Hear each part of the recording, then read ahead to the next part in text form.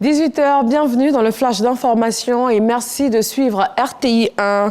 Le président de la Haute Autorité pour la bonne gouvernance a effectué ce jeudi sa déclaration de patrimoine devant la Cour des comptes de Côte d'Ivoire. Cet acte juridique de Zoro Epiphane Ballo intervient après sa prise de fonction le 8 novembre dernier à la tête de l'institution. La déclaration de patrimoine est obligatoire pour certains corps de métier et elle contribue à prévenir les détournements de deniers publics, les blanchiments de capitaux ou encore l'enrichissement illicite. Direction le Sénat, le projet de loi portant code de l'environnement a été présenté aux sénateurs. Le ministre de l'Environnement, du Développement durable et de la Transition écologique a expliqué les nouveaux principes, droits, enjeux et outils de protection de l'environnement dont la Côte d'Ivoire souhaite se doter. Kader Sogodogo. Premier pas de Jacques Assaouré Konan au Sénat depuis sa récente nomination au gouvernement. Ministre de l'Environnement, du Développement durable et de la Transition écologique, il est porteur d'un projet de loi pour impulser une dynamique nouvelle dans le secteur. Il est consacré au Code de l'environnement. Au nom de ces nouveaux principes figure entre autres le principe de non-régression, le principe de la responsabilité élargie du producteur, et le principe de la responsabilité internationale de l'État au préjudice écologique. Après plus de 2 heures de travaux, avec notamment la prise de parole des sénateurs, les éclairages du ministre, l'examen du dispositif légal, le vote du projet de loi portant code de l'environnement est fait à l'unanimité. Il faut que chacun prenne conscience du danger qui guette notre planète et que chacun agisse en tenant compte de l'environnement qui se dégrade de jour en jour.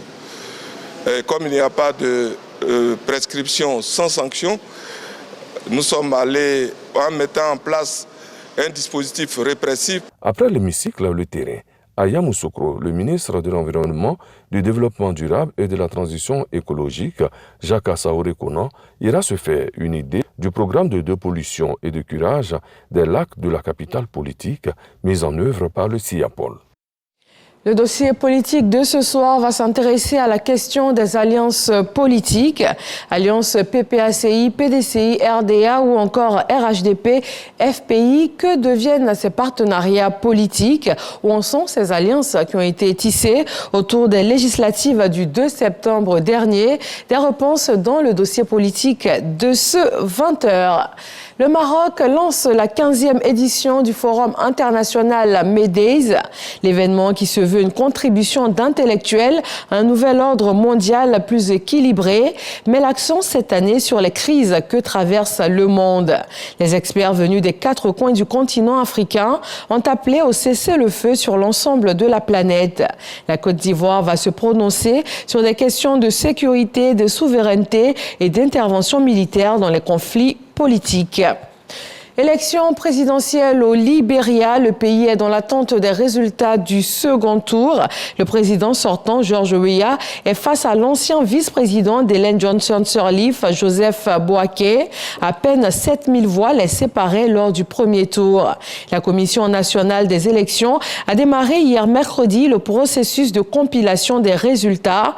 Pour l'heure, seulement 22% des suffrages exprimés sont disponibles. Mais déjà, certains candidats se proclament vainqueur. Et face à cela, la commission d'observation de la CEDEAO exprime son inquiétude et appelle les partis politiques au calme, tout en leur demandant d'attendre l'annonce officielle des résultats. Le Croissant Rouge palestinien rapporte une violente attaque israélienne sur l'hôpital Ali Arab de la ville désormais assiégée. Et ce jeudi, les communications sont à nouveau totalement bloquées avec la bande de Gaza. L'ambassadeur palestinien à l'ONU appelle les pays du monde à se réveiller et dénonce un génocide en cours. Le haut-commissaire de l'ONU aux droits de l'homme, de son côté, a demandé une enquête internationale.